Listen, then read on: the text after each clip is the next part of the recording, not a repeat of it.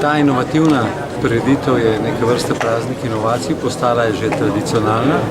Z veseljem sem se odzval na vabilo organizatorjev in sem v svojem govoru predvsem poudaril to, da v Sloveniji moramo najti način, da bomo spodbujali kulturo inoviranja, da bomo tudi bolj natančno izračunali razmerje med vlaganji, ki jih Slovenija vlaga v